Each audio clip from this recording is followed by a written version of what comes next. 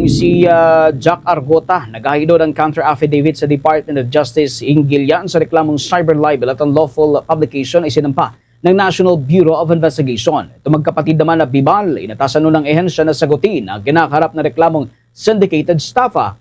Alamin natin ang buong detalye ng balitang yan, tinutukan ni Bombo Grant Hilario. Personal na humarap ang online personality na si Jack Argota sa isinagawang preliminary investigation ng reklamong kinakarap sa Department of Justice. Sinampahan kasi siya ng National Bureau of Investigation ng reklamong cyber libel sa ilalim ng Section 4C4 ng Republic Act 10175 o Cybercrime Prevention Act of 2012, kaugnay ng Article 353 at unlawful publication ng Article 154 ng Revised Penal Code. May kinalaman ng mga reklamong inahain laban sa kanya nang ipost ito online ang munipekeng medical record ni Pangulong Ferdinand Bongbong Marcos Jr.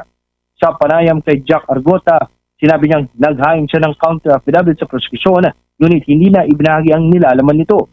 Ayaw na anyang magbahagi ng karagdagang impormasyon sapagkat nag-iingat upang hindi na raw makasuhan pa. Pagtitiyak niya totoo naman ang lahat ng nakasaad sa salaysay.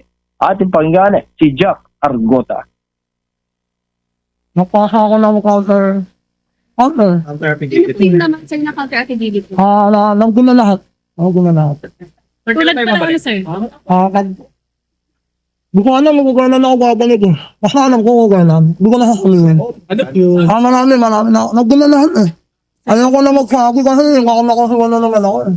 Basta lahat ng nakalagay na totoo. Lahat ng sinabi ko. Hindi ko alam, nasa kanila naman yun.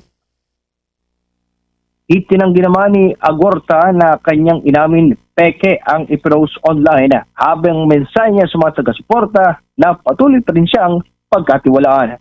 Muli si Jack Argota. Wala kami nakamin na nakasulat naman na. Kasi lahat ng gula. Ayoko na lumala. Baka magpakasas ako. Kasi sa supporters niyo? Siyempre, magpilala na kayo sa akin. Sa pag-antabay pa ng Bombo Radyo sa Department of Justice, Lungsod ng Maynila, inatasan naman ng naturang kaguran ang magkakapatid na Bibal na sagutin ang reklamong syndicated staffa na isinampa laban sa kanila. Pinasasagot ang magkakapatid na nagkokontrol sa isa sa mga pinakamatagal ng educational publishing houses sa Pilipinas ang kinakarap ng mga kasong kriminal aabot sa halagang 1.6 billion pesos. Alinsunod sa inisyong sabina ng Quezon City Office of the Prosecutor, pinagsusumite ng counter-affidavit sina Nila Vibal Mata, Aita Vibal Gutierrez at Stella Vibal Lawson sa susunod na buwan ng Abril.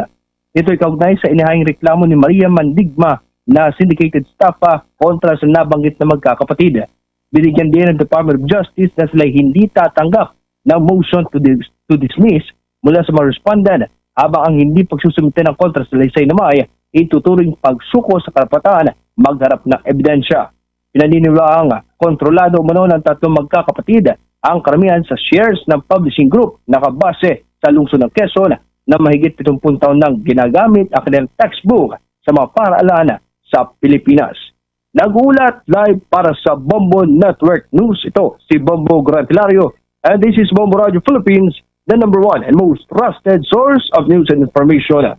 Basta Radio Bombo. For the most trusted source of news and information, visit our website at www.bomboradio.com. Follow us on Bombo Radio mobile app, Facebook, YouTube, TikTok, and X, formerly Twitter.